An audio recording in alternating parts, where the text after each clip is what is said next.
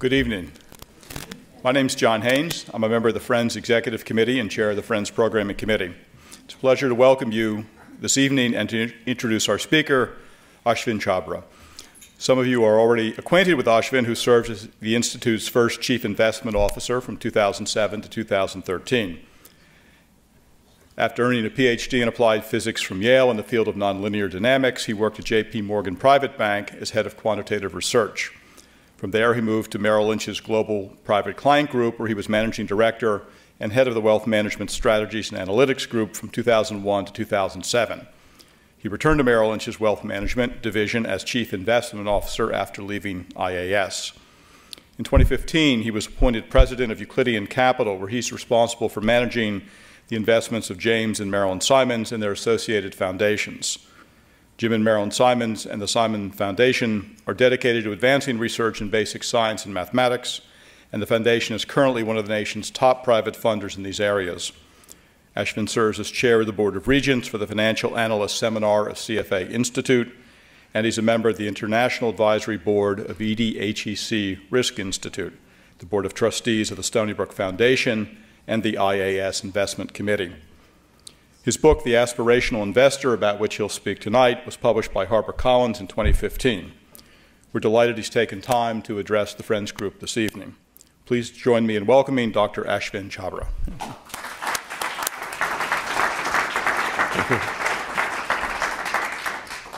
Well, thank you very much for that lovely introduction.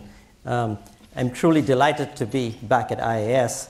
As you heard, I was here as the first Chief Investment Officer for the endowment for 6 years, and and now, of course, I'm at Euclidean Capital with Jim Simons. And the very fact that the place that you are in is called Simons Hall is a very good indication of how what I call the virtuous cycle here.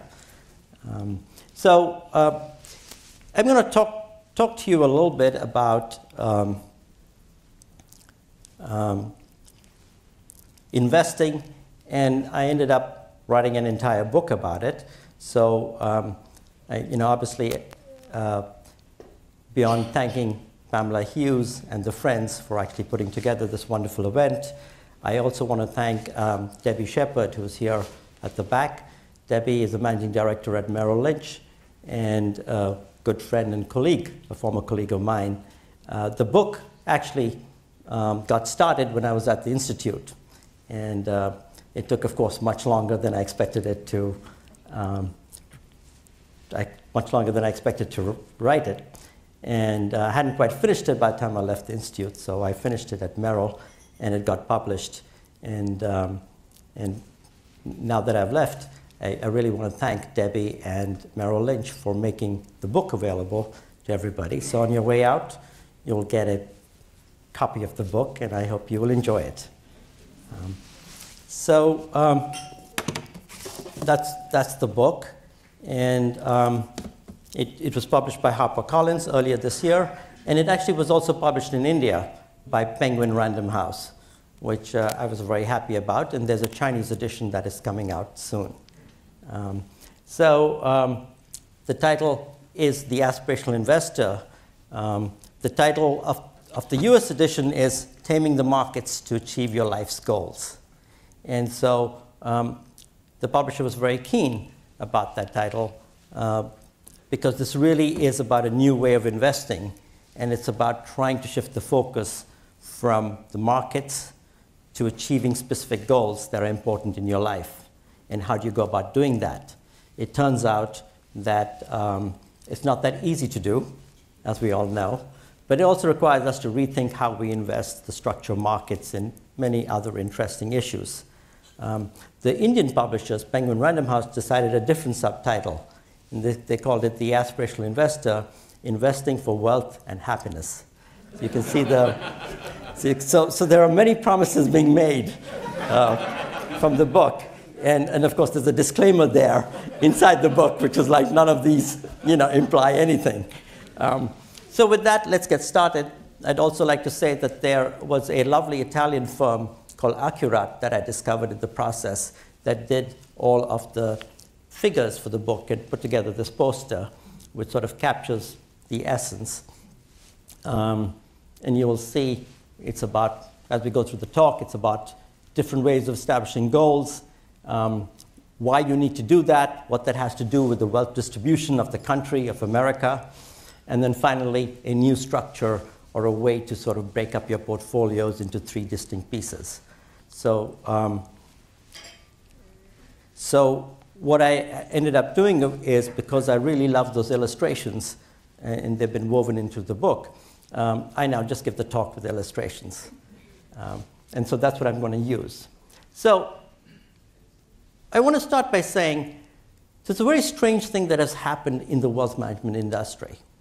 And, at some level, the wealth management industry has a very well-accepted, a rigorous way of defining investing. Okay? And it goes back to some pioneering work that was done by Harry Markowitz in 1950 at the University of Chicago. And he sort of really brought home the idea that you shouldn't go and try and pick one stock that you think has the highest rate of return, but rather you should think about putting together a diversified portfolio. And he showed rigorously that if you put together a diversified portfolio, you could get a better risk-adjusted return. And the question of, so everybody understands what return is. You start with a certain amount of money, you end with a certain amount of money. If it's more than that, you have a positive return and you can calculate it. No ambiguity there. The question is, what does risk-adjusted return mean?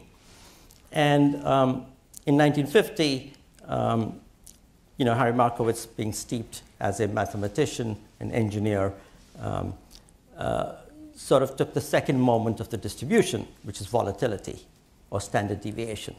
So he really said, I need to capture how much does the return stream fluctuate, and I need a measure to capture the fluctuations. Too many fluctuations are bad, very few fluctuations are good. So everybody knows that if you have a distribution, the average is just the mean, so for certain return, and the variation of the average over time is the standard deviation. So that was a way of defining the uncertainty, if you like, of a portfolio by looking at the variation of returns. So if your portfolio had lots of variation, every day it went up and down a lot, or every month it went up or down a lot, you said, it's a risky portfolio. On the other hand, a portfolio that doesn't go up and down a lot every month, but sort of steadily hopefully goes up and not steadily goes down, is a less risky portfolio. And so, that thinking is reflected by our general thinking about how we think about bonds versus equities. We usually expect bonds to be more stable, and you get a certain rate of return. You think of equities as more risky. They vary more day to day, but in return, you expect a higher rate of return. So it really is a question of how much return you want, how much variation or uncertainty you're willing to accept on a day-to-day basis or a month-to-month basis, and you need to optimize the two. So this was sort of pioneering work. Harry Markowitz got the Nobel Prize for it, and the concept of diversification was born. And actually, in a happy accident, this was embraced by the industry. And so today, when you go in and you go to a good financial advisor, and you say, tell me which stock to buy, hopefully, they will dissuade you from just trying to answer that question or giving you a specific stock recommendation and say, wait a minute, why don't you, fill out this boring risk questionnaire and let's figure out what your risk tolerance is. Let's figure out, let us show you a diversified portfolio of stocks, bonds, and cash and get you the right mix. And so that is sort of the standard in the industry. And then how do you measure success? Well, we all know how the retail industry, how the actual individual measures success. They're like, did I make money or did I not? And how much money did I make? So the first measure of success is what return you got on the portfolio, right? Now, if you get more nuanced and you study the framework more, you'll be led down a path which says, you just can't look at the total return you got to measure success. You really should think of it in a risk-adjusted basis, which is how much risk did you take to get that return? So in fact, even if you got a lower return, but if you took less risk, that was a better strategy. That's how you evaluate a portfolio. That's how you evaluate investment managers when you pick a mutual fund or a investment manager. So I summarize this as saying success in investing today is defined as achieving above average risk-adjusted returns. Right? So you know that you can go in and just index quite easily today. So you put your money in an index. So now if you go and invest in an active manager or in a portfolio that's different, you'd compare yourself with the index and say, did I get an above average return? Did I beat the index? And I better adjust for the risk I took. Now, I added the title as an afterthought. Okay? Seriously? I mean, so nobody at that, unless you're an investment manager, right? Unless you're a professional money manager, nobody's on their deathbed and says, I had a successful life because I beat the S&P by 2% a year. Right? Just doesn't happen. Right? Now, if you are like a professional money manager, then you'd say, yes, that's what I did for my life, and that was my track record, and hopefully you'll still worry about your kids and your family. But most other people, or most people not in the profession, have certain goals, and those goals are intrinsically linked with their family, what they want to achieve in life, their desire for safety, and at the end of your life, you're going to ask yourself, did you have a successful life? Did you take care of your kids? Could you take care of your parents? Did you have friends? Did you go travel? Did you do the things you wanted to? Did you start the business you want to start? Could you expand the business? Did you make an impact? Did you give money to the right causes? So there are a whole slew of things that are incredibly important. And in many ways, that's the success. That's what your portfolio should aspire to achieve for you. It should aspire to give you safety, and then it should help you achieve those aspirational goals that you have decided for yourself. So, for some reason, the world doesn't seem to come out here. But the problem is that the industry itself hasn't quite got there. And so what has happened over the 50 years when Harry Markowitz said, look, there's a very simple solution to what portfolio you should have. If you want to be a good investor, you must diversify. And what does diversification mean? In the simplest way, it means owning the world. You own the world, and if the world does okay, your portfolio will do okay. And if the world doesn't do okay, well, you won't do okay also, but everyone else is also in trouble. So relatively, everybody has less money and everybody adjusts.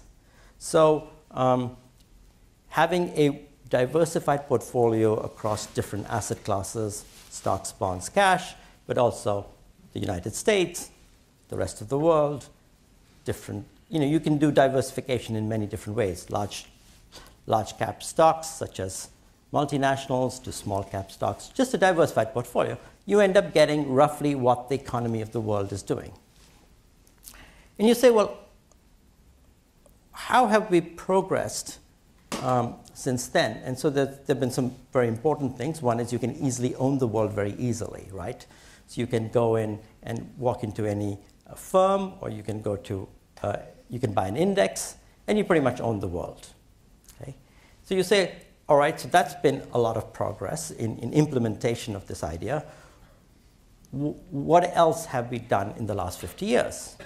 And the answer is actually not much. One of the big things that has happened is what is called the endowment model.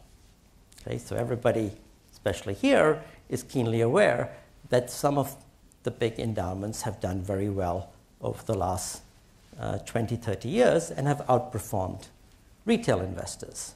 Okay? And in fact, there is a serious problem with retail investors. The ordinary individual investor underperforms not only the market, the general market, but also the funds they're invested in. Okay, so I'm going to explain that statement in a minute. If you are an individual investor, on the average, most individual investors underperform the market. So if you went and bought an index and you looked at your results, chances are you actually didn't beat the index. What's actually worse is that you go and look at how the funds you've invested in returned, and you adjust for fees and everything. Over time, you actually underperform even those funds that you're invested in. Okay, so you're going to ask me how or why, and I'll explain in a minute. But let me also tell you that the endowment model, which sort of has been, that everybody has sort of thought as the next revolution in investing, is no more than just taking cash bonds and equity and adding other, what I call, toppings to the pizza. Right? So the concept of hedge funds, private equity, alternative investments. So you're still just talking about how to beat the market. Okay? And we'll come back to why this works and does not work. But the essential idea really is, how do you start by being a better investor and at least get the market return? Okay? And the reason, it turns out, as this picture of somebody dueling with themselves, is that you are your own worst enemy when it comes to investing. Okay? And the reason for that is very simple. There are market cycles, and market cycles come from two different places. One is just supply-demand creates market cycles. So if you look at any commodity demand or industrial demand, you'll see a cycle where the economy does well, everybody invests, the economy overheats, then it begins to cool down, then it goes through a slump, and then recovers. So that's just sort of a natural life cycle of the economy. And the problem is that when the market is doing well, people become euphoric. They start off by feeling safe. So they see what everybody else is doing, and they're like, oh, it must be okay to do that. And then more and more people join in the crowd, and the crowd all moves in a herd-like mentality. So right as the first year the market goes up, a few people go in. The second year the market goes up, more people go in. By the third year, the market's had 3 strong years, everybody's in, and in with ever-increasing amounts. Okay? And then the 4th year and 5th year of a bull cycle, you'll see people have really expanded how much are in equities, really reduced what is in bonds or cash. The more excited ones have started leveraging and finding out if they can go on margin. And the bubble is in full swing, right? And of course, the reverse happens when the market crashes. If the market's down 1 year, people begin to reduce the risk they're taking. If it's down 2 years in a row, they really become a little scared, and so they reduce what they've done in. So people are putting in a lot of money in this cycle, and they're usually pulling out a lot of money in this cycle. So if you follow a portfolio over 5 or 10 years, that's what you will find. That as the market rises, people have invested a lot of money, and as the market falls, people have pulled out a lot of money. This is a very well-known strategy. It's called buying high and selling low. Okay? So that's the result you get. So if you go through a 10-year or a 5-year averaging, and you see how did the fund do, and how did the investor do, you'll find that when the fund was high, when valuations were high, you had invested a lot of money. And when the fund was cheap, you actually didn't have much money. So the fund performance actually beats what your portfolio is. So in some sense,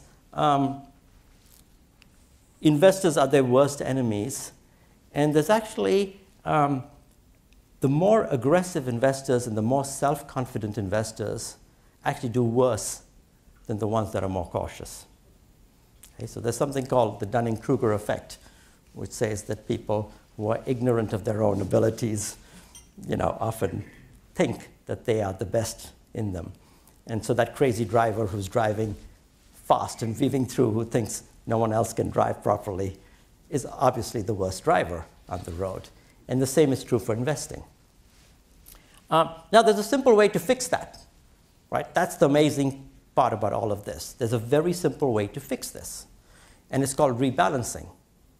Okay? So what happens when you go through a market cycle and you say, I'm just going to rebalance every quarter or every 6 months or before the end of the year, because anyway you have to pay taxes, so you may want to net gains and losses. So when things are going up and you have to rebalance, how do you rebalance? The stuff that went up is now overweighted in your portfolio, and the stuff that went down is actually underweighted. So by definition, when you rebalance back to your original allocation, you'll have sold what went up, some part of what went up, not everything, and bought what had not done as well. So that just simple act, that one thing that if you did, you'd actually be better off than 80% of all investors trying to beat the market. Just the discipline of rebalancing and having an investment process that incorporates diversification and rebalancing, you're done. Okay? Because, and as you can see, what happens is you end up selling in the cycle, you end up buying in the cycle, and this is the strategy called buy low, sell high. Right? And it's rebalancing.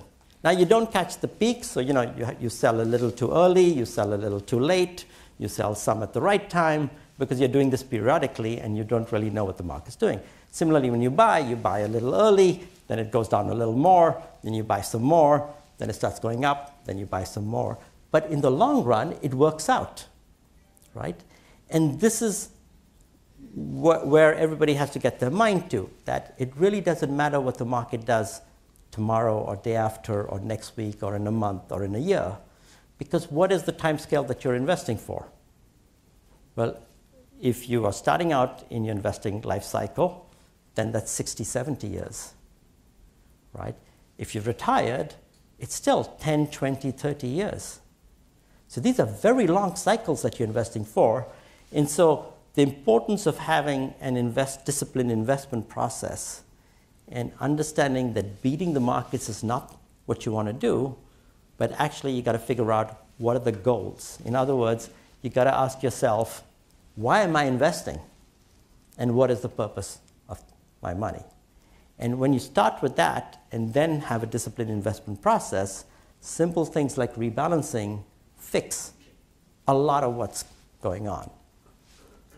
So at some level, I could just end the talk here, right? I'm sure, I don't know if you'd be happy or disappointed, depending on if there are more drinks outside or not. But at some point, some way, I could just end the talk here and say, hey, I promised to make you a better investor.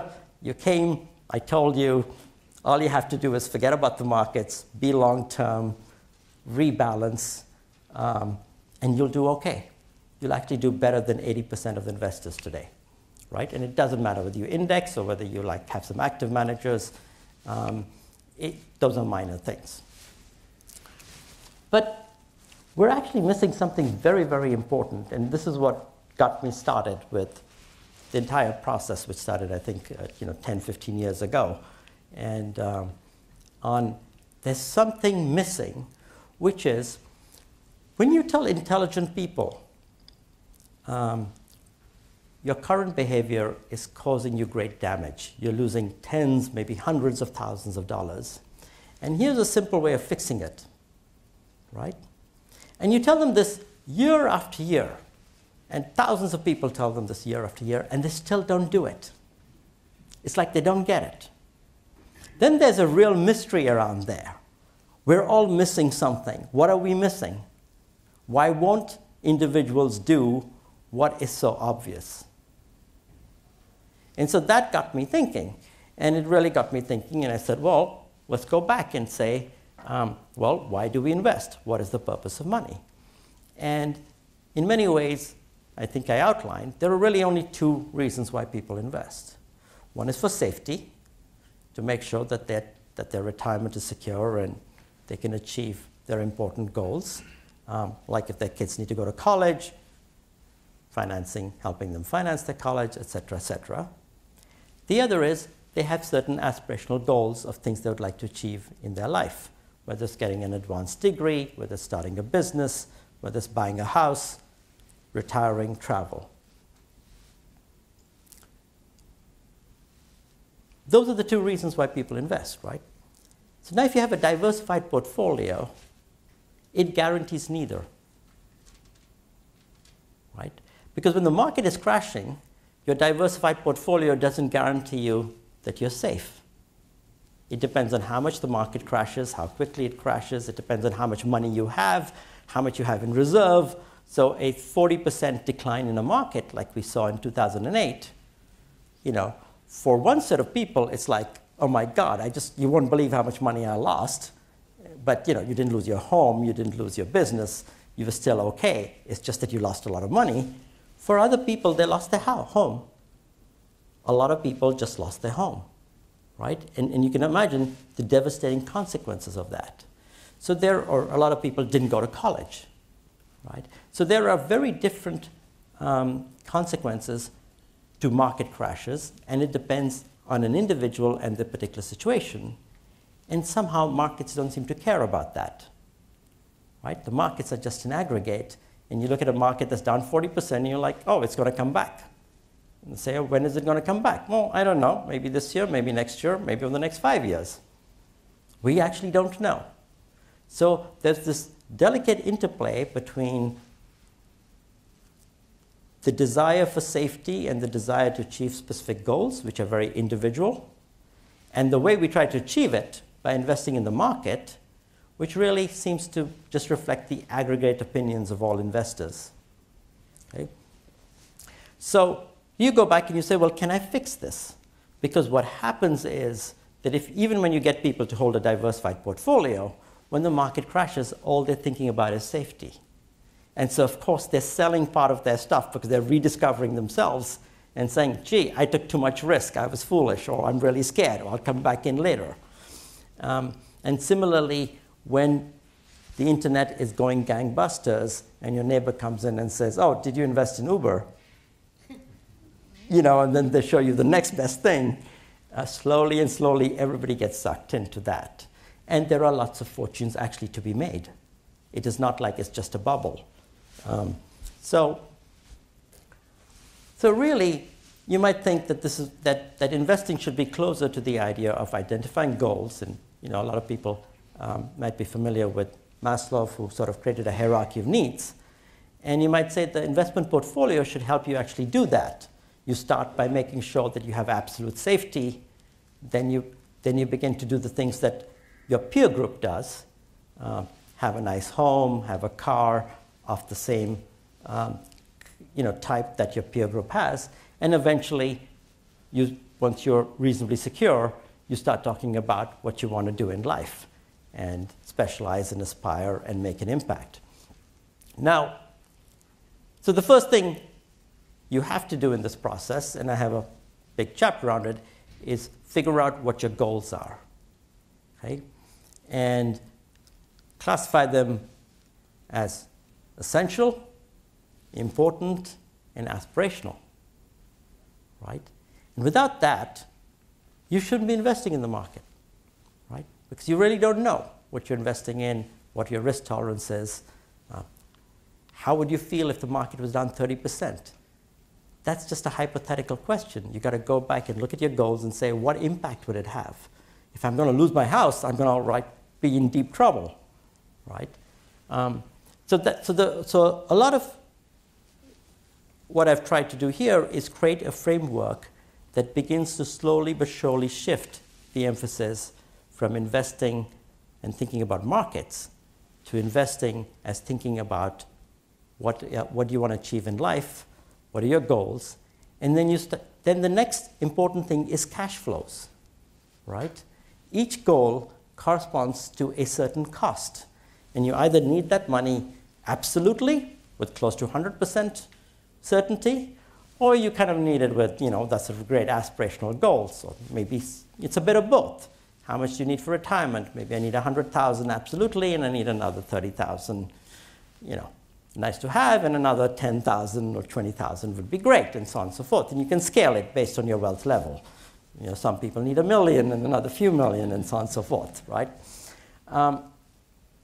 Now, it turns out that this is actually very difficult to do, because now you identify your goals, you say, how should I invest? And you have to really go back and understand what does it mean when you invest in a market? What is a financial market? And now I have a confession to make, which is, even though I've spent a great deal of my time in the world of finance and actually managed to do reasonably well, as the very nice introduction provided, I have never taken a course in economics or finance. I was trained as a theoretical physicist and pretty much, figured out what to learn. So obviously, when I look at the markets, I'm very quantitative, right? I am seriously quantitative. That's what a PhD in theoretical physics gets you. So when people say, how do you look at the markets? I show them this, right? This is how I look at the markets. That was a joke, right? I mean, but this is serious. This is seriously how I look at the markets. And this is an old German postcard. And when you look at it, I've actually been showing it for close to 15 years. But it's an 1899 German postcard. And I'll give you a hint. It's entitled, My Wife and My Mother-in-Law. Okay? So the artist, how many of you see the wife instantly? And how many of you see the mother-in-law? And how many of you don't see anything? How many of you see both? Okay, so actually a fair number of you see both. And how many of you have seen this before? Okay, so the first time you see it, most people don't see both pictures, right? But over time, you begin to recognize it. And let me see if I can get if I hit the top one, will it implode, or will I get a laser pointer? Yeah, okay, this is great. So if you look at this vertical profile, you immediately see it's the profile of the artist's wife, right? A young woman, that's her nose, her eyes, the chin, right? Now, instead, if you look at it horizontally, this is the mouth of the mother-in-law, and there's a very large chin and a large nose with a wart on it. So the artist, not too fond of his mother-in-law, very fond of his wife. And so, firstly, this is just like a really cool picture, because what happens is there's cognitive dissonance. You look at it, but you immediately decide it's one picture. So mostly, if you looked at it and decided this is a young woman, instantly your brain looks at every line and says this is a picture of a young woman, and you're done, right?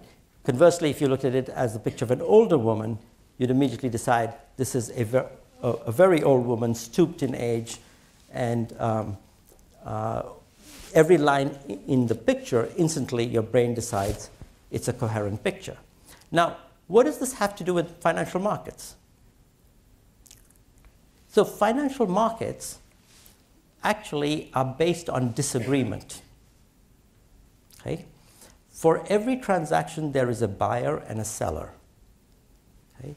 The buyer, so if you exclude life cycle issues, which is, there are times when you sell because you're in the retirement phase, or you're accumulating, so then you're buying. But in the standard market where things are bought and sold, especially in trading, the buyer is expecting the price to go up, the seller is expecting the price to go down, right? They have the same information. They're looking at the information that the market is providing. They're interpreting it differently, but they agree on a price.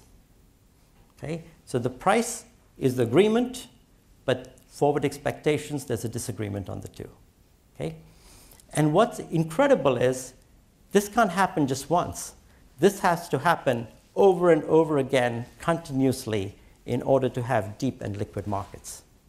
Right? So deep and liquid markets are based on fundamental disagreements on, how to interpret the picture. And I should speed up, right? So the markets are very much like this picture.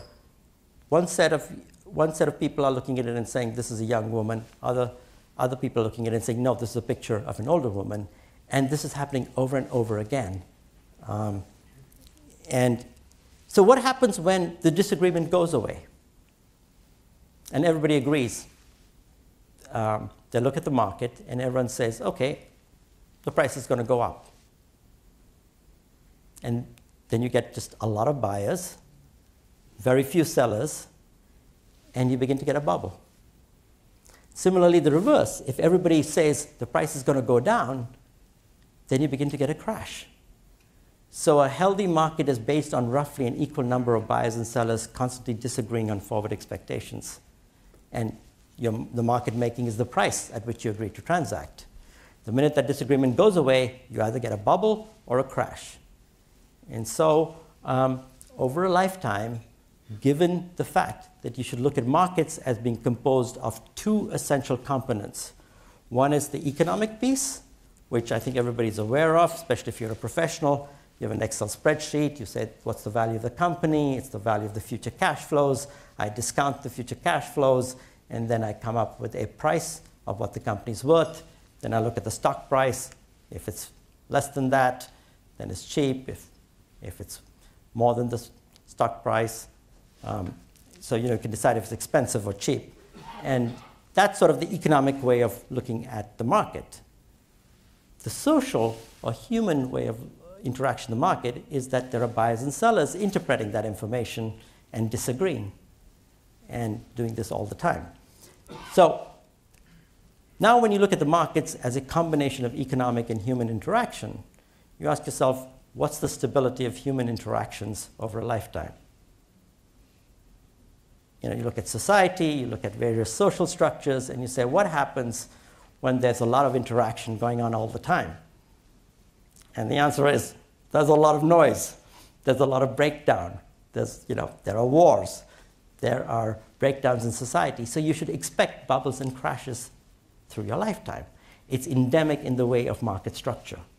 And so any investing strategy you have has to take into account that there will be lots of bubbles and crashes throughout. And yet, what you want to do is to say, I need to achieve my goals regardless of what happens in the market, right? So beating the market, if that's your only goal in life, well, you can develop a strategy and deal with the volatility, figure out what leverage you want to take, figure out how to invest. Good luck to you. But for most other people, it's not about the market. It's about finding a strategy where you achieve your goals, definitely your essential goals, and hopefully your aspirational goals, regardless of what happens to the markets. Now, you may have to tune them a little bit based on whether the markets did well or badly over time or over your lifetime. But there's a lot that's going to happen over that lifetime. So I'm not going to go over each of the pieces in detail. Obviously, there's a chapter on the psychology of risk of reward and behavioral mistakes that people make, with the caveat that what I've tried to point out is behavioral mistakes are not just mistakes, because, as I pointed out, when you explain them to people, they still keep doing them. So there's something much deeper in the psychology, which is people are trying to achieve safety and get to their aspirational goals. And these are shortcuts. And I'll explain that in a minute. There's how much money do I need? How do you estimate how much you need for each of your goals?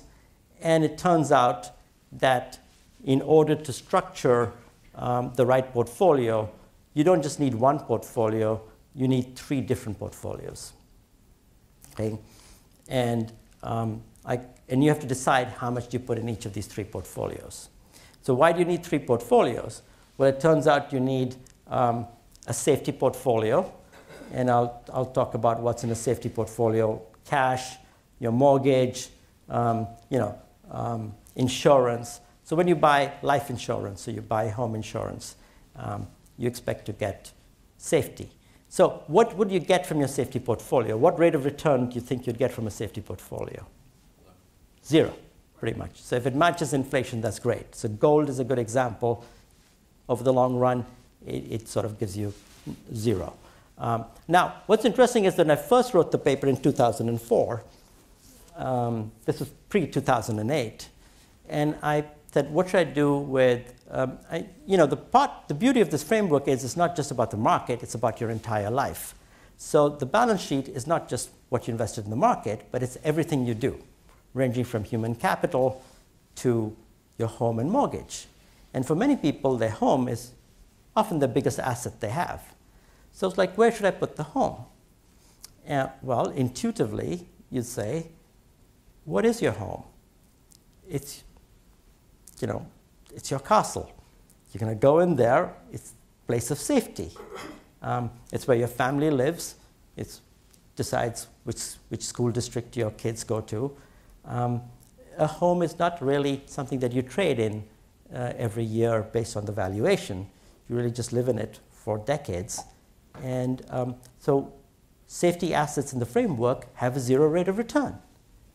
So I was forced from the logic to put a home in the safety portfolio and say, this is going to keep up with inflation at best.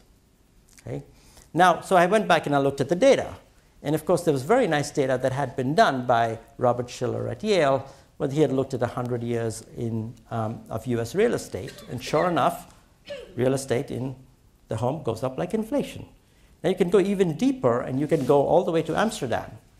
And in Amsterdam, it's a wonderful city that's been around for 400 years or 500 years. So at least that's where the records of home prices are pretty good. So it's been around for a lot longer, obviously.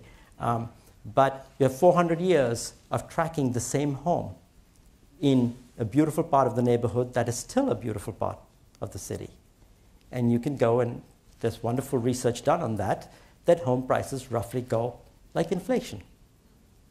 So there is a sort of very deep logic, and so that tells you that when you decide to buy a home, you should buy a reasonable home that you can keep even if you lose your job, because it's one of your safety assets.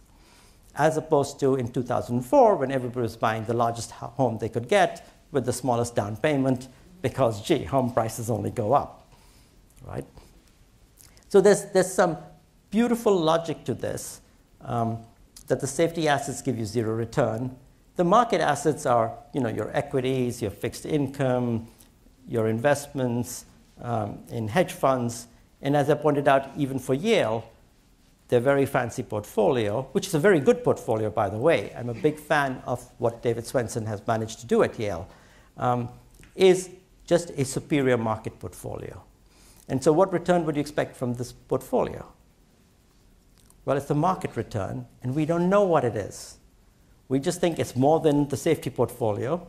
So if you get something in the single digits, that's probably a good spot, whether it's 5, 6, 7, 8. But we also know it's going to come with volatility. So you only get that when you average over many years and decades. And so you get market return for market risk. And the last piece is the aspirational portfolio, which is actually completely new in the sense that the aspirational portfolio is concentrated, idiosyncratic, and has a lot of leverage. Okay? So you ask yourself, why would you ever have such a portfolio? It's everything that modern portfolio theory tells you should not have. It's the opposite of diversification. And I stumbled upon it in a very interesting way. So I'm going to end by talking about the aspirational portfolio and why it is actually important. It turns out that wealth mobility is actually impossible by just investing in a diversified portfolio. Okay? So what do I mean by that? I mean that somewhere in society, if we say, all right, let's take all of society and put them in percentiles of wealth. And let's say I'm in the 40th percentile of wealth, which means that I'm slightly below average. And somebody here is in the 60th percentile of wealth, and they're slightly above average. So we both go to a financial advisor, and we say we'd like to be diversified. We don't want to do anything stupid. But the person in the 60th percentile says, yeah, put me in a moderate to conservative portfolio, and I'm okay. Which, doesn't happen, but we're going to assume that they're happy. Me, in the 40th percentile, however, is sort of hyper-aggressive because I want to catch up with my neighbor and say, put me in 100% equities. Okay? I'm not going to do something super stupid, which is like just buy one stock. Put me in a diversified portfolio, but put me in 100% equities. Calculate for me, when do I catch up to my neighbor? Okay? Now, if you ask this question to somebody who knows or has thought about the markets, first they'll say, well, I can't tell you because there's a lot of risk. You've just taken a lot of risk, and it may not work out, right? So the markets could crash, and your richer neighbor may be even wealthier the next time because they were more prudent. At least that's obviously why people don't take a lot of risk. So I'll make it easier. I'll take risk out of the equation. I'll say equities we know usually are supposed to have a higher rate of return than a diversified portfolio. So you can either take the historic return or you can take your forward-looking return for equities. I'll give you that in a 100% equity portfolio guaranteed. Okay? It's a hypothetical exercise. As we know, we can't guarantee anything in the industry. So how many years before you'd catch up to the other person who has a more conservative portfolio? Does anyone want to guess? I'd offer a free book to the person. I'd offer an extra book for the person who wants to, who guesses in the right ballpark. 80 years. 80? 80 years. Okay. That's a pretty big number, isn't it? Not? But that's fine. I mean, so if I was, let's say, 40 and I decided to adopt the strategy, I'd be 100. And then I could go over to my neighbor and say, I'm as wealthy as you are, right? And we're just moving from the 40th to the 60th percentile, by the way. It's not very much, but thank you for the opening bid. Who else? Of course, if you know the answer, you're not supposed. It's an honor system, but who else would like to guess? Do I have? It's a very silent crowd. Do I have 10? Raise your hands if you think it's 10. Okay. A few. 8. Okay. 15. 20. Okay. There's more hands. 25. Never. How about less than 50? Well, it can't be never because I've guaranteed I've taken risk out of the picture, right? So, how many of you think it's less than 25 years? Okay, that's a quarter. How many of you think it's between 25 and 50? And how many of you think it's between 50 and 100? Okay. How many of you think it's over 100? Okay. The over the 100 crowd is right. Okay. It takes more than 100 years. So your original guess of 80, I apologize. I'm setting you up. But it's a pretty good guess. It was actually a very good guess in the sense that it's over 100. And the idea is that wealth mobility just does not exist by aggressive investing. The reason is very simple, right? If you look at the actual wealth levels of someone who's in the 40th percentile versus the one in the 60th, they have roughly twice the wealth. And so they're starting on a much higher base, and the difference you get is minimal. And the risk you take is a lot, which I took it out of it. And the same thing when you go from 60 to 80. And you go from 80 to 90, and 90 to 95, and you get to the Forbes 400. And I studied the Forbes 400 as to how they got there. And if you enter the Forbes 400, you want to go from 400 to number 300, you need to double your wealth again. Okay? So how does wealth mobility actually occur? And it turns out that there are 4 ways in which the Forbes got to the Forbes 400. Right? It was the most common one was they either inherited a business or started a business, and then they expanded it. Okay, so they were successful, and when they're successful, what did they do? They're making 30% a year on their business. Do they go and say, gee, I should diversify, let me sell half my business to XYZ and a quarter to so-and-so? No, they go to the bank and they say, I'm really short of money, can I get a loan? You know, and they find somebody who's really good and say, come join my business. What is that? That's human capital they're bringing in. So they concentrate and leverage till it suddenly becomes 95% of their portfolio. And that is the most important source of generating wealth. The other category was real estate. And there again, commercial real estate, there's a very important piece there. It's non-recourse leverage, which is when things go wrong, only that piece gets affected. You're not leveraging your entire portfolio and all of your net worth. And because you have a real asset, you know, when you put a 10% down payment or a 20% down payment, you're leveraging 5 to 1, 10 to 1. The third was a kind of a business, but I put it as a separate category called money management, which is that hedge fund managers and private equity managers who are very successful end up on the Forbes 400. Not only do they get very good returns on their own money, they get very good returns and pretty high fees on other people's money, right? So that's leveraging the capital. And the fourth was everyone's favorite, was marriage and inheritance, okay? But what do these four things have in common? They are highly idiosyncratic, they are leveraged, and they really involve your human capital. You have some alpha, some knowledge, some ability, and you figure out a way to leverage it, right? That's what getting an advanced degree also means. That's what getting promoted. So wealth mobility in society comes from leverage, non-recourse leverage, because recourse leverage will kill you when it goes wrong, and idiosyncratic ability. Okay? Now, what are the two things that you absolutely don't do in a diversified portfolio?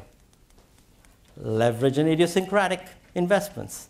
Right? The whole idea about diversification is you own the world and you don't leverage up that much because it's too dangerous. So the aspirational portfolio really is what people live for, which is why when someone tells them this is the next Google, everybody jumps in.